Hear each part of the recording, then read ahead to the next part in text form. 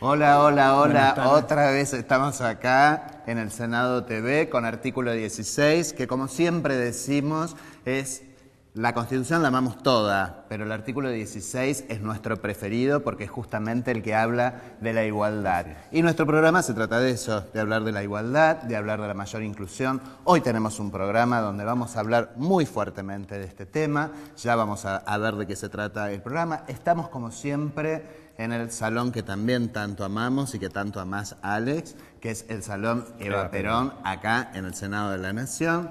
Y yo retornando, contento de estar de vuelta, después de varios programas que no pude acompañarlos porque así me encontraba... lo he tenido que sortear solo. Perdón a la audiencia, les pido, voy a salir de cuadro un segundo. Aquí está.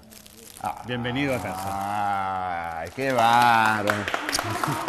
Muchas gracias. Y el amor es así. El amor es así. Bueno. Entonces tenemos un programa más de artículo 16 para hablar de la igualdad.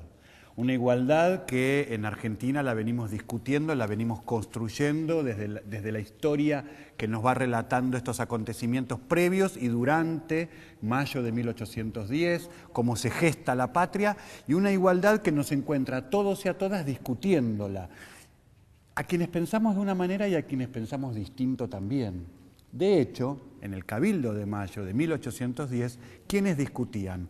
Realistas que querían la continuidad de la dependencia y los patriotas independientes que exigían la salida del virrey.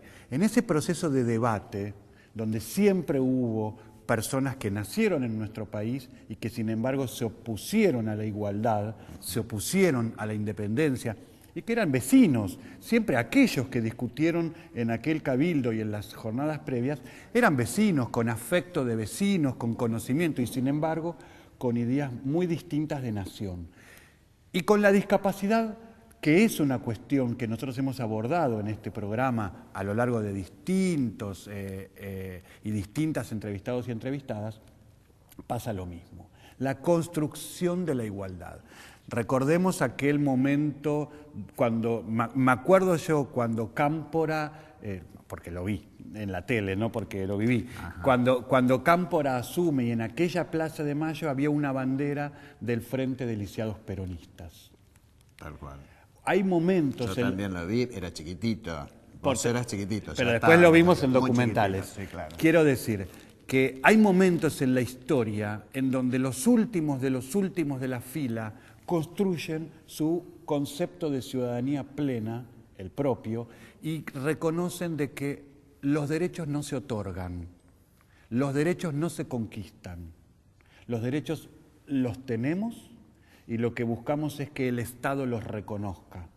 Y en esa tensión entre el autorreconocimiento de tener derechos, que el Estado los reconozca, interviene la mirada de las mayorías.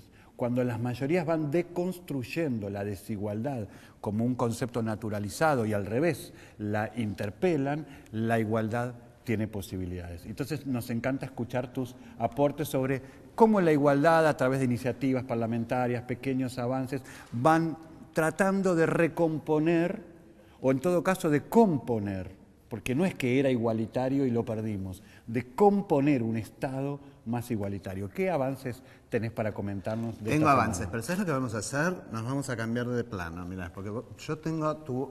Ahí está, ahora estamos mejor. Me estaba viendo... ¡Qué atrevido! No, pero es que yo estoy... Si no caigo sobre Alex Freire... Bueno, está bien. No, está bien, hagamos como quieras. Nos va a matar el director por lo que estamos haciendo. Bien, permiso. Yo hoy tengo para comentar algunas cuestiones que tienen que ver con iniciativas que no son del Congreso de la Nación ni del Senado, pero como a veces hago, les comento iniciativas de otras legislaturas. En este caso, iniciativas de la legislatura de la Ciudad de Buenos Aires. Entre ellos hay presentado un proyecto, y creo que conviene hoy más que nunca, porque es un tema que ha entrado un poco justamente en debate y está en la mesa hoy de todos en la ciudad de Buenos Aires, que tiene que ver con la ley por el boleto social de subte. Hay legisladores de la ciudad de Buenos Aires que presentaron un proyecto que lo que propone son tarifas diferenciadas para trabajadores, sectores vulnerados y estudiantes. O sea, para algunos sectores en particular de los usuarios y usuarias del transporte público subte. Particularmente del subte, estamos hablando del subte. Se propone la reducción del 60%, por ejemplo, para los trabajadores de la salud y la educación.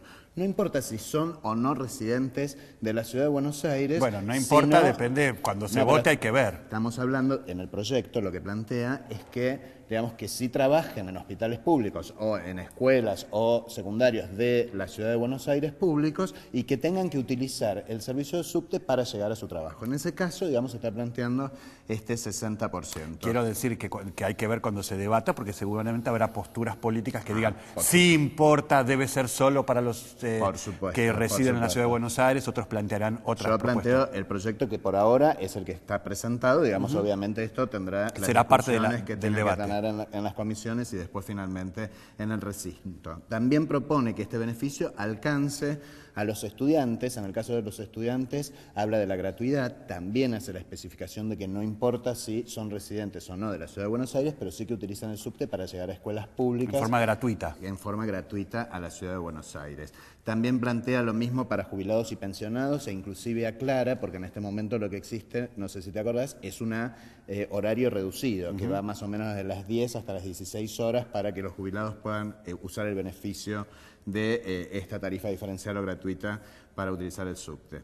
También, y esto nos incluye en el tema de hoy, hablan por supuesto de las personas con discapacidad que también están incluidas. Obviamente se trata, en este caso, y este proyecto lo que intenta, es plantear el transporte público como un derecho social, digamos, no como una cuestión de mercancías, sino como un derecho, el derecho social al transporte. Así que saludamos esta iniciativa, es una iniciativa que tiene que ver con más inclusión, con más igualdad.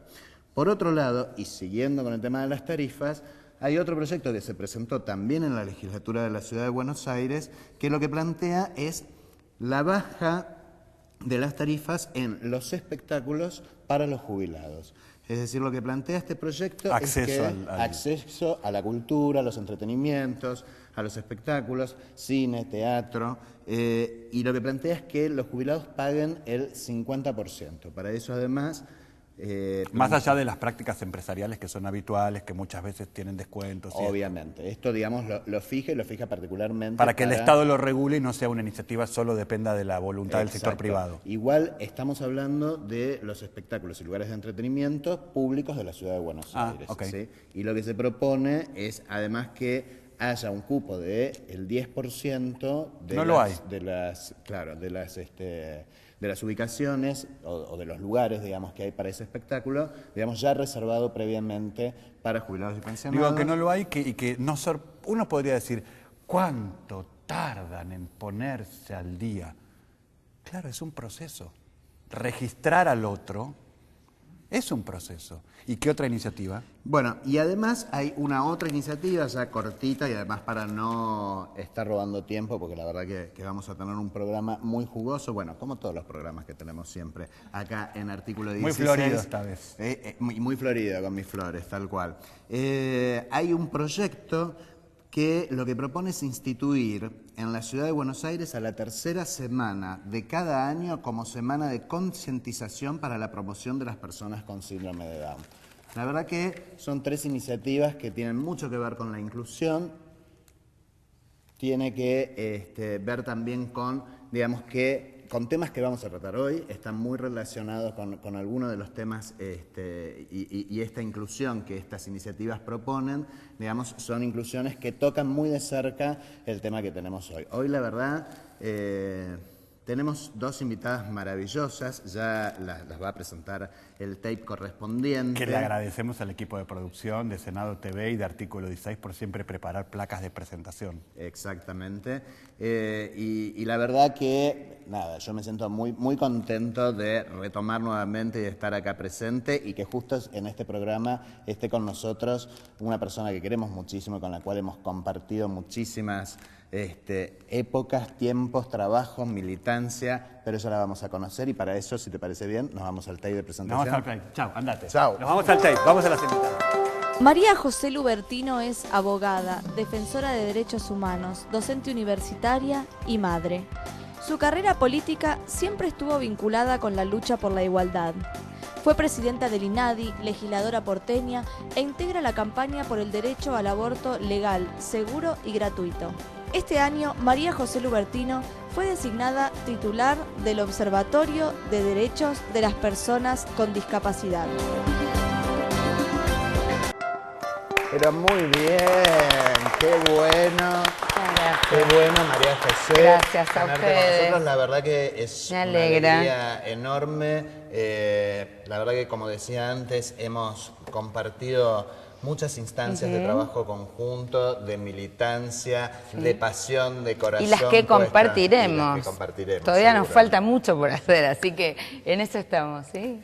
Quiero hacerte una pregunta y de paso también introducir y presentar contigo a Valori, que es la directora, ¿cómo es? Coordinadora del grupo de trabajo de mujeres y discapacidad. Que está dentro de un área que es el observatorio, que vamos a hablar del observatorio, y que tiene que ver con discapacidad y género. ¿Es así?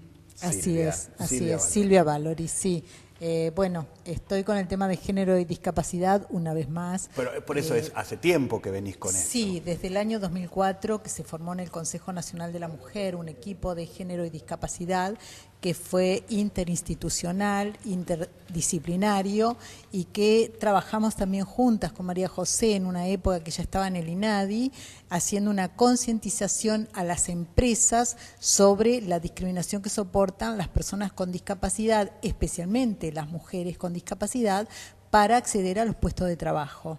Entonces, bueno, se formaron equipos, hubo un buen trabajo con cámaras empresariales y demás, y bueno, acá estamos ahora con el tema de género a mí me una vez gustaría, más. ya que estamos entrando directamente con este tema, digamos, ¿cómo, digo, y vos cómo has estado coordinando también estas cuestiones en el INADI junto con María José, digamos, ¿cuál es el peso agregado, digamos, o lo agregado en la cuestión de la discriminación respecto a la discapacidad con el tema de género? Bueno, justamente el hecho de ser mujer en nuestra sociedad, por la educación que recibimos, esto que te enseñan desde que sos pequeño, pequeña, ¿no? De la socialización que te la hacen en la escuela, en las iglesias, en las familias, en los medios de comunicación, que son muy importantes, trae aparejado una segregación y una marginación para la mujer. Esto lleva a que haya una injusticia social, reciben menor cantidad de dinero por iguales puestos de trabajo, o sea, hay muchísimas, y el tema de la violencia que también está implícito en toda esta desigualdad con que se educa. Hacia eso le agregamos el tema de la discapacidad, que por ser una persona con discapacidad ya también hay una socialización, porque es muy parecido al tema de género. Si ustedes lo conocen al tema de género, el modelo médico de la discapacidad, esto de la dependencia, y el vos no podés, y el vos no servís, y el vos no valés, tiene que ver con digamos, algo que uno va adquiriendo y tomando y se va formando dentro de las personas, pero no solo de las personas con discapacidad, sino de toda la sociedad. Entonces, si hacemos el cruce con género y discapacidad, bueno, tenemos una doble discriminación que se vuelve múltiple cuando a esta discapacidad y género le añadimos el tema de la clase, según la clase social que perteneces, según la etnia a la que perteneces, según si vivís en estados donde es ciudad o si son estados rurales, y ni hablar si tenés una diversidad sexual. O sea, eso ya es como máximo, total. Quiero preguntarles, porque en este arranque de la entrevista, que estamos empezando como por el principio, María José, cuando vos estuviste al frente del INADI, una de las cuestiones que se han debatido mucho, y te lo digo para que lo empecemos a desarrollar ahora y después de la pausa lo sigamos, de que las palabras construyen realidades.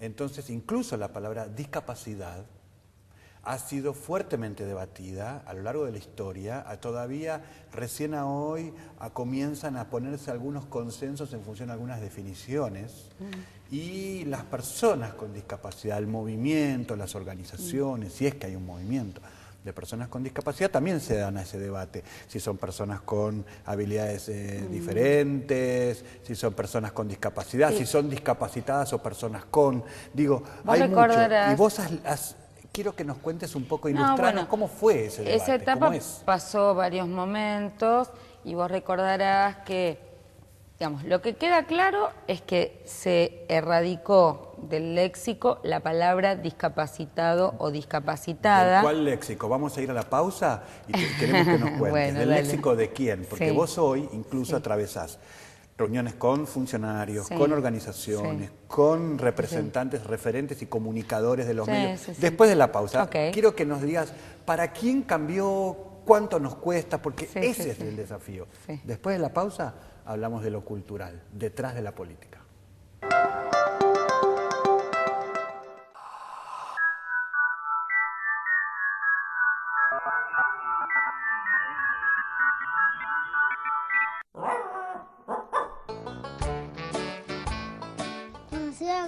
Quiero correr rápido.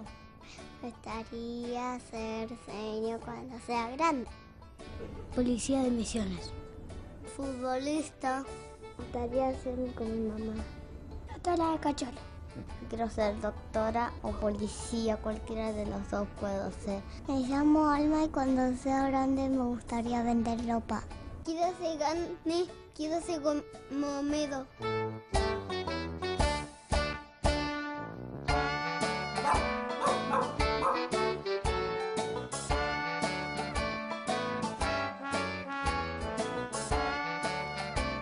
No me gustan los superhéroes. Nunca me interesaron.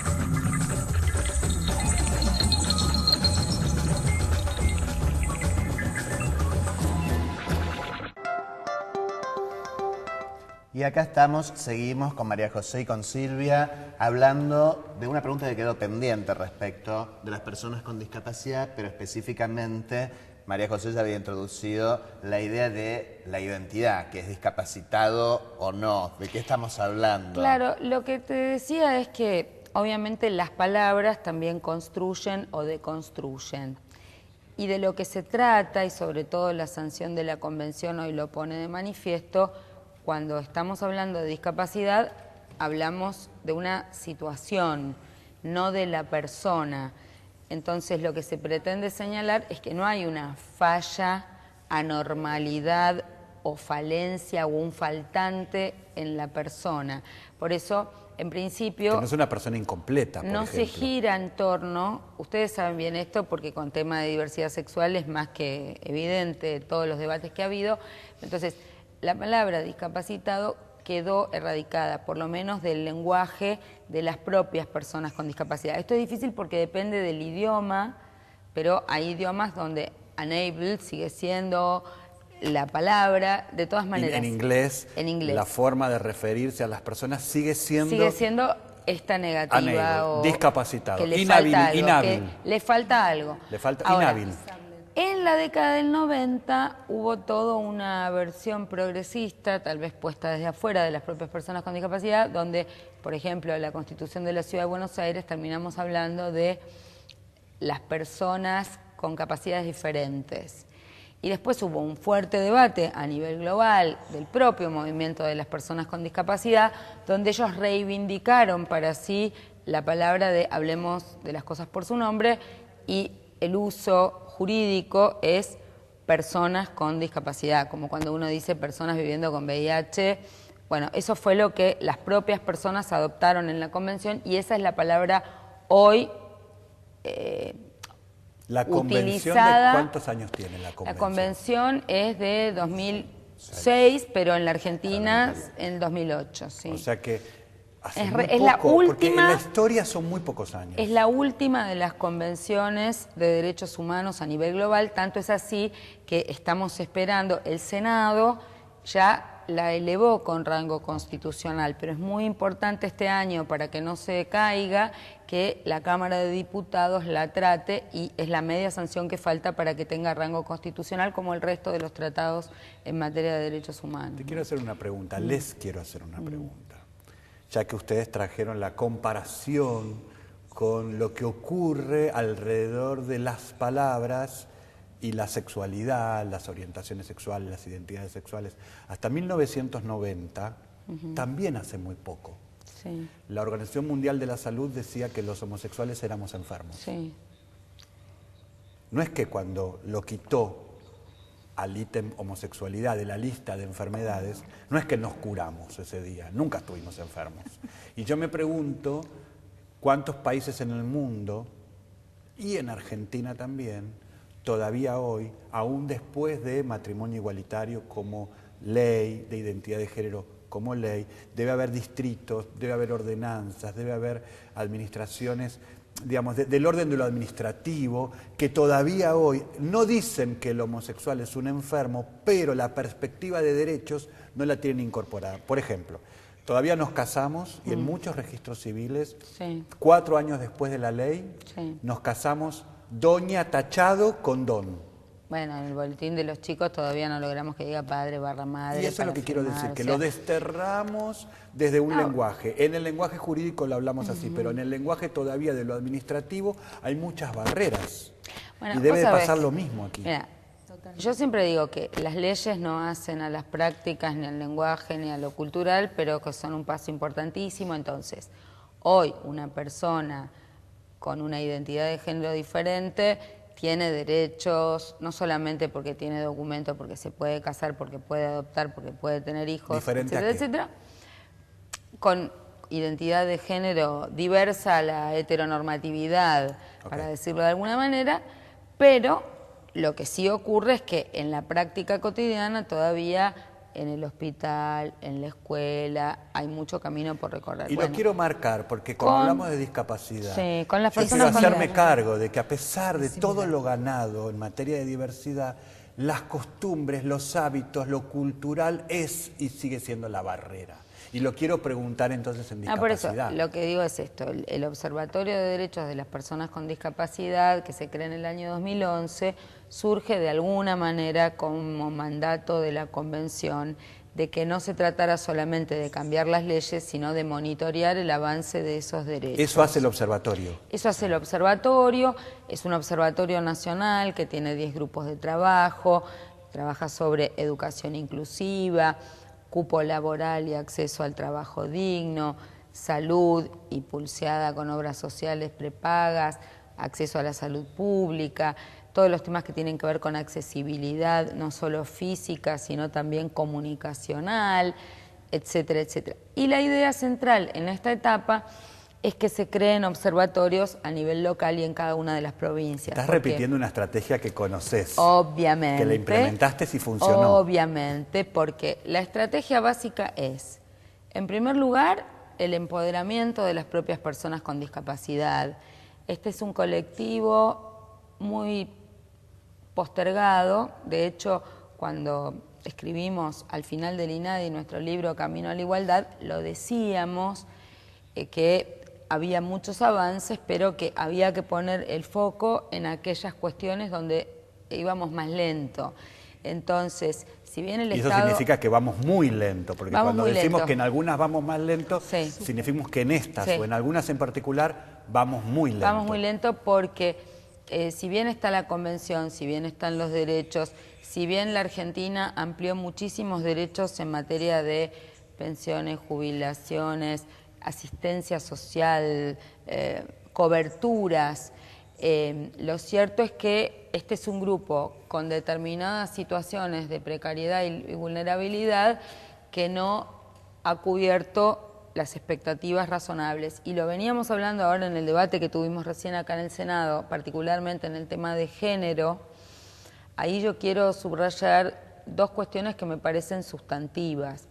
Primero es el tema de las mujeres con discapacidad y la problemática de su sexualidad y su maternidad, y cómo si el sistema trata de apropiarse de la decisión de las mujeres siempre, en el caso de las mujeres con discapacidad es gravísimo, porque les hacen ligaduras de trompas sin su consentimiento, porque les hacen abortos sin su consentimiento, o porque si quieren abortar, aunque sea legal, no las dejan, o porque si quieren ser madres le arrancan a los hijos como se hacía antes de la Convención de Derechos del Niño. ¿Esto está pasando ahora, María José? Esto está pasando ahora. Totalmente, pero además hay una falta de empoderamiento. O sea, siempre que hablo del tema de las personas gays, trans o lesbianas, es totalmente diferente. ¿Saben por qué? Nosotros, las personas con discapacidad, tenemos atrás una serie de organizaciones, y si no tenemos organizaciones, tenemos las familias. Entonces se responde a una persona que en algún nivel es superior, o tenés que responder. Entonces las personas gay, por eso que digo que son un poquito diferentes, pero ellos porque hicieron diferente, no era separados de ese modelo, están más empoderados y autónomos. No hubieran hablado en nombre nuestro. Claro, por supuesto, porque la no lo hubieran ventaja, dejado desventaja hablar. que es No, que... no, porque en realidad... Porque lo negaban. Claro, en realidad, por ahí lo que nosotros siempre decíamos era, en las situaciones de discriminación, una persona que, no sé, un afrodescendiente, una persona judía, una persona con discapacidad, tiene atrás también, lo mismo que vos estás diciendo desde el otro lado, lo estoy mirando, también tiene un apoyo, un acompañamiento de su familia, digamos, hay alguien que lo recibe después de que sufrió la discriminación en la escuela, ese niño o ese adolescente lo recibe y lo contiene. En el caso nuestro era al revés. Decían, pero a la vez ese apoyo y esa contención se Ventaja y vuelve en una desventaja. sobreprotección. Y además que no te hablar en deja nombre de crecer, ustedes. que no deja crecer. Y Ese además es el no les problema. deja a ustedes hablar en nombre propio. No, obviamente, la mayoría de las personas con discapacidad no hablan en nombre propio. Y la no mayoría de las son- organizaciones incluso no son de personas con discapacidad, no, de sus representantes. poquísimas, siempre nos representan a alguien. Entonces, bueno, todo eso tiene que ver con este modelo médico que hablaban, así como tienen las personas gay un modelo médico, hay un modelo médico de dependencia dentro de la discapacidad que recién ahora estamos comprendiendo, pero comprendiendo ahí apenas, y nos falta bastante para que el modelo social de derechos se instale. Esto que decían de las palabras, yo quiero agregar que ahora se está manejando el término diversidad funcional. O sea, porque funcionamos de manera diversa. Ese es el término que en este momento sería el más adecuado. Se aceptó en la Convención personas con discapacidad, para poner persona primero y discapacidad después, ¿no es cierto? Pero bueno, es un El paso era ser proceso. personas, El reconocidos como personas. Exactamente. En este proceso, Silvia, lo que vos estás trayendo, porque justamente lo que hace la Convención es cambiar el modelo médico, lo que hace nuestra ley nacional, la última, digamos, que se basa en la Convención, también es cambiar ese modelo médico. Ahora, los relatos que traen, me dice María José más o menos por lo bajo, ¿la ley nos cambia el modelo médico o, pero, digamos, como propuesta de ley? Yo entiendo que el ejercicio después, que la cultura que sigue por existiendo ejemplo, repite todavía el modelo pero médico. por ejemplo, nosotros tenemos una visión crítica en relación a la reforma del Código Civil y la reforma del Código Penal, que si bien son debates actuales que todavía están en términos de sanción, tienen un modelo paternalista, autoritario, que no respeta la autonomía de las personas con discapacidad y que sobre todo se debería revisar y se debería repensar, porque no todas las discapacidades son iguales, porque puede haber algunas discapacidades donde haya una mayor necesidad de apoyo a la autonomía o de mayor acompañamiento y otras no. Entonces, lo que no puede ser es que no es solo el modelo médico, el poder médico y a veces el poder judicial o el poder jurídico determina de una manera paternalista sobre decisiones que deben ser tomadas por las propias personas, violando los propios derechos personalísimos de las personas. Por ejemplo, si una mujer quiere ser madre, que le arranquen al hijo desde una decisión de una justicia porque es pobre, diciendo o argumentando que porque tiene una discapacidad no va a poder ejercer su maternidad, es como mínimo cuestionable y irrepensable desde el sentido común. O sea, no se plantean cómo ayuda el Estado para que una mujer que ha llevado adelante un embarazo y tiene un hijo pueda continuar con esa. ¿Qué le falta? ¿Cómo le ayudamos para que sea madre? No lo piensa desde esa lógica. Lo que dice es, le sacamos al chico y el chico va por otro lado, cuando además ahí están violando los derechos del niño o niña y los derechos de la mujer con discapacidad. Entonces, ese modelo sigue muy fuerte. Hay para incidir y cambiar estas realidades que estamos planteando? Digo, porque el observatorio tiene, por un lado, como función, de alguna manera, promover este modelo social, pero también el de monitoreo. Sí, entonces, en primer lugar es que la gente conozca sus derechos. Mariano Moreno que los derechos están reconocidos. Los derechos están reconocidos, faltan convenciones, faltan detalles o faltan algunas. A ver, los derechos están reconocidos. Primero, si uno tuviera que monitorear las leyes a nivel provincia y a nivel nacional, hay que modificar un 60-70% de leyes que todavía tienen un modelo que niega la autonomía de las personas con discapacidad y habría que modificarlas. Pero como la Convención y la Constitución y el artículo 16 están por encima de todo esto, obviamente la gente puede presentar un amparo. Pero después a veces hay reglamentaciones que están, como por ejemplo el caso de la accesibilidad reconocida, pero violada porque un inspector va y habilita algo que es ilegal por el negocio. Estamos hablando de la accesibilidad con respecto a las barreras arquitectónicas. Sí, doy un ejemplo. Pero la accesibilidad con respecto a las barreras jurídicas, que uno las podría resolver con un amparo, el problema es que si no tenemos acceso a conocer nuestros derechos, aunque estén reconocidos por alguna convención. Tener acceso a un abogado o a saber que existe un patrocinio gratuito del Ministerio de la Defensa. Tener tiempo y habilidades, independencia, porque a veces nuestros representantes, nuestros cuidantes no están colaborando en el proceso para acceder a la justicia. Y después que te toque un juez, una jueza en una justicia no democratizada que respete tus derechos. Es muy grave el rol de la justicia. La barrera del acceso a la justicia es más fuerte que las barreras arquitectónicas que las podríamos resolver por vía judicial. Los prejuicios de los jueces y los fallos en relación a las personas con discapacidad llegan a ser aberrantes, amparándose en el Código de Vélez. Muchas de las cosas que padecimos en relación a género o diversidad sexual pasan en relación a las personas con discapacidad porque hay artículos del Código Civil que deben ser considerados nulos de nulidad absoluta en función de la convención vigente. Y la macana es que gran parte o parte del proyecto de Código Civil que está en discusión o el proyecto que se presentó de reforma al Código Penal también tienen artículos que son cuestionados por las personas con discapacidad, por el Comité de Derechos de las Personas con Discapacidad y que queremos meternos ahí para resolverlo. Me gustaría que también hables de esto, pero tenemos que ir a la pausa, ya sabes, porque la televisión es tirana con sus tiempos. ¿Qué palabra? Qué original. Qué original, qué original. Vamos a la pausa y volvemos enseguida.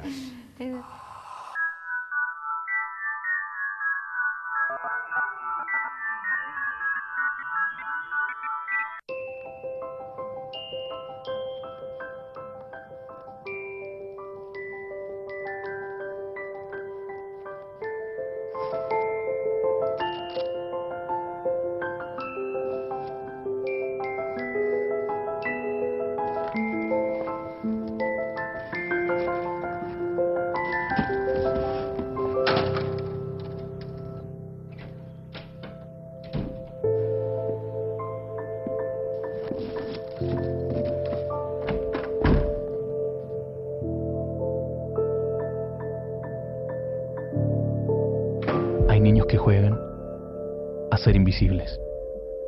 No a los gritos, insultos y golpes. Con violencia no se aprende. Ponte en su lugar. UNICEF, por los derechos de los niños.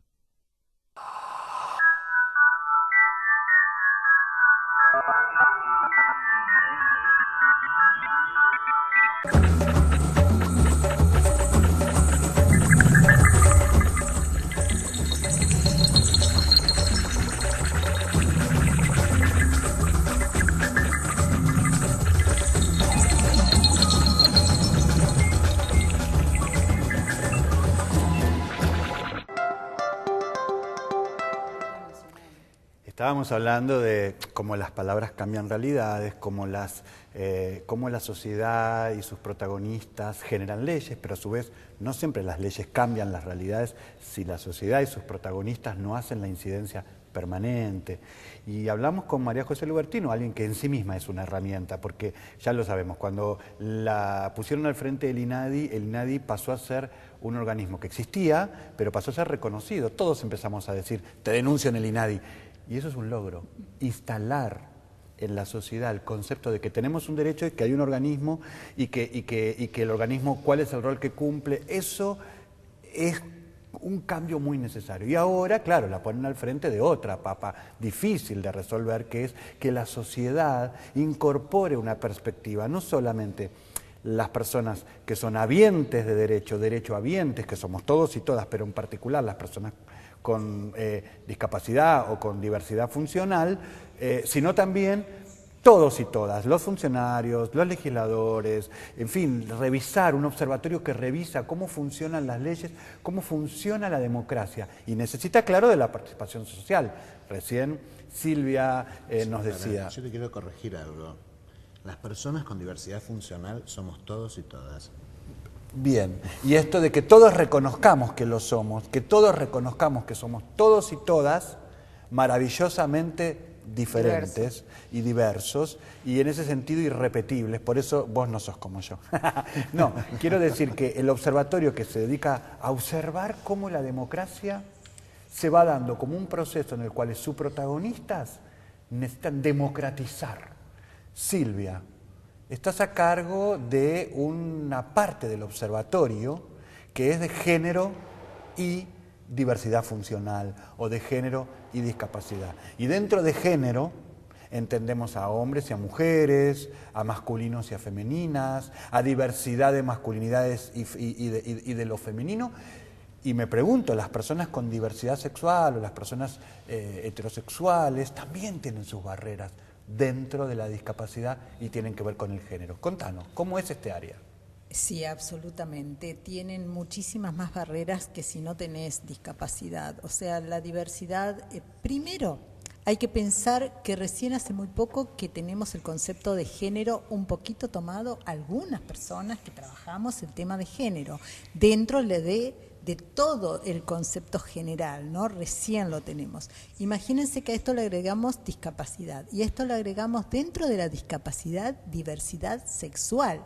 O sea, yo sé el estigma, la discriminación que soportan, es como que no se piensa que las personas con discapacidad tenemos sexualidad. Desde el momento que no se piensa que tenemos sexualidad, tampoco se piensa que podemos tener, deseos de tener relaciones con una persona hetero o una persona con otra orientación sexual. Pero lo primero que cuesta es reconocer que tienen deseos. Claro, pero ni siquiera se imagina, todavía la sociedad cree, te digo porque un día estaba dando una charla, un muchacho y un varón con discapacidad y se había contagiado de HIV durante una relación sexual.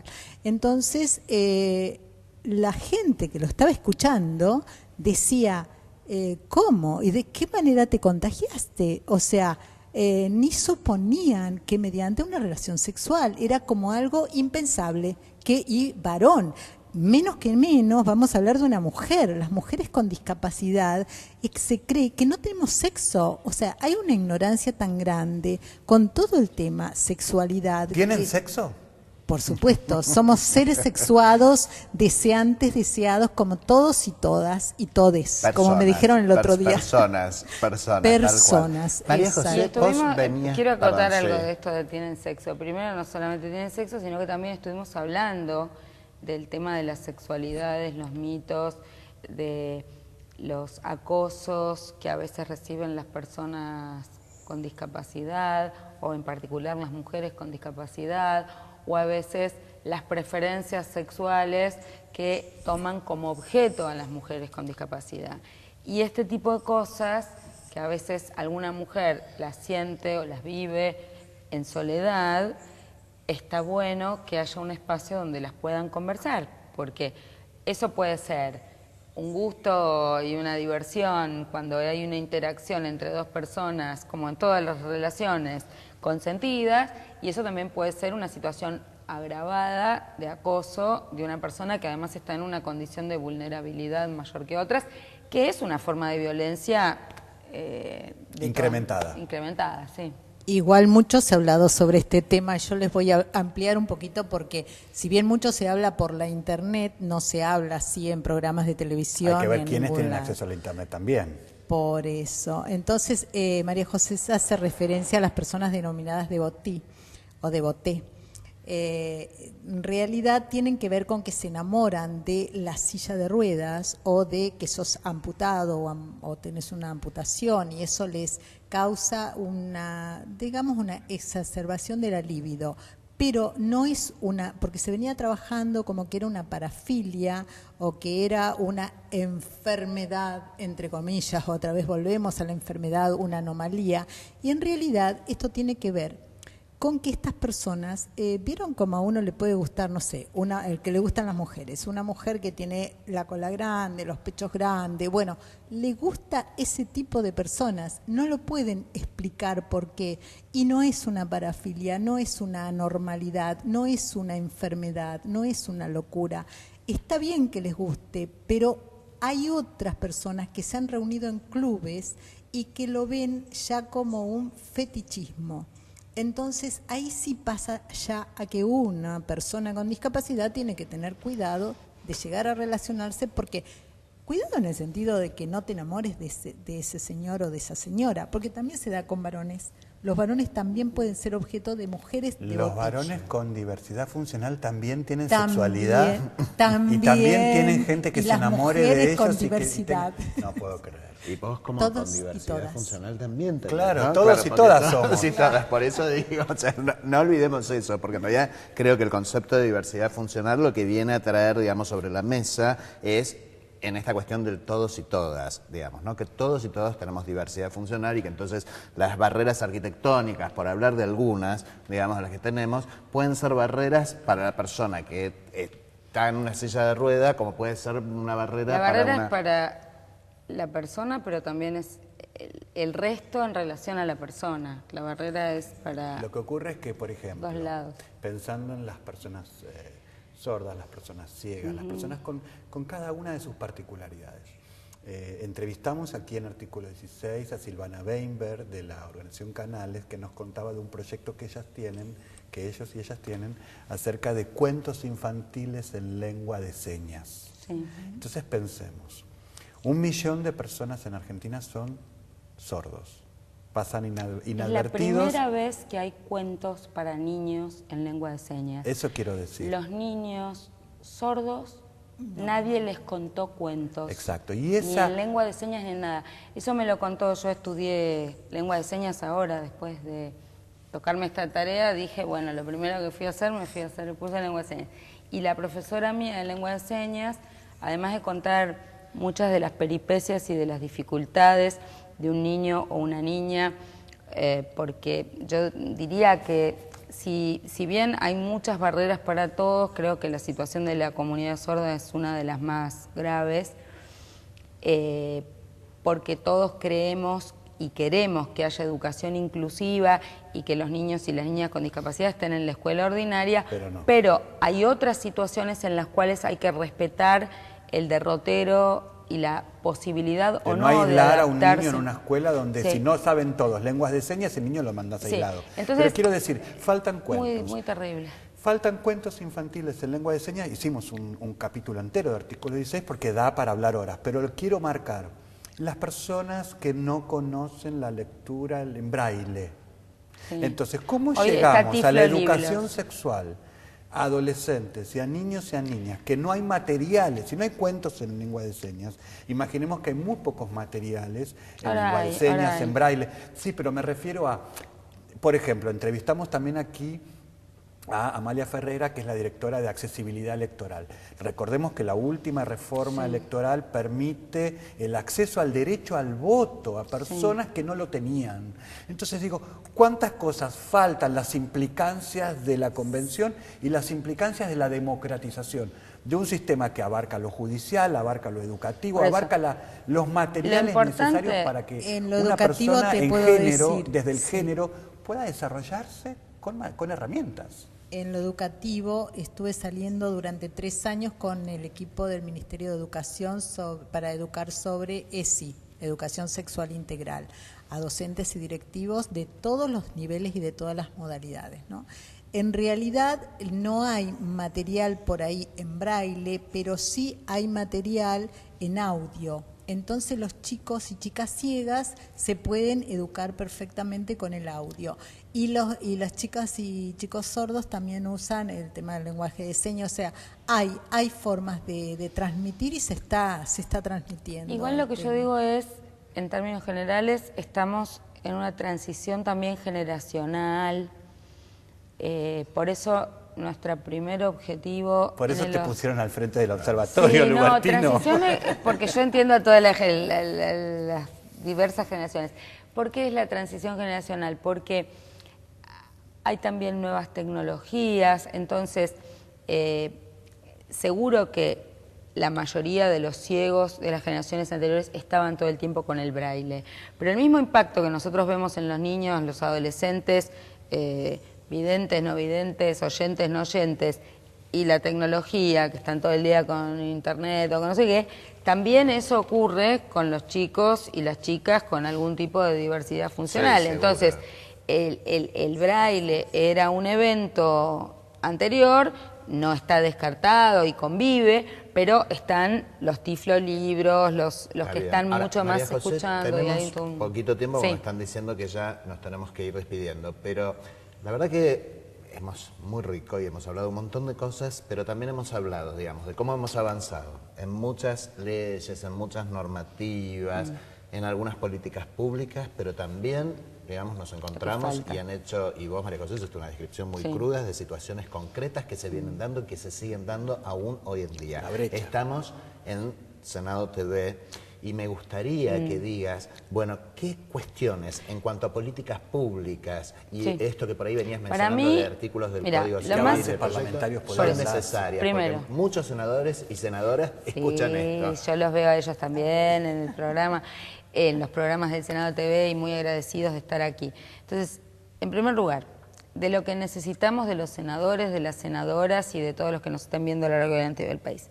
Queremos constituir los observatorios de derechos de las personas con discapacidad en cada provincia, con el protagonismo de las personas con discapacidad y no de los organismos públicos. ¿Qué quiere decir? Los organismos públicos interactúan, trabajan en conjunto, pero la prioridad es que nos ayuden a nuclear, a organizar y a facilitar el intercambio de las personas con discapacidad.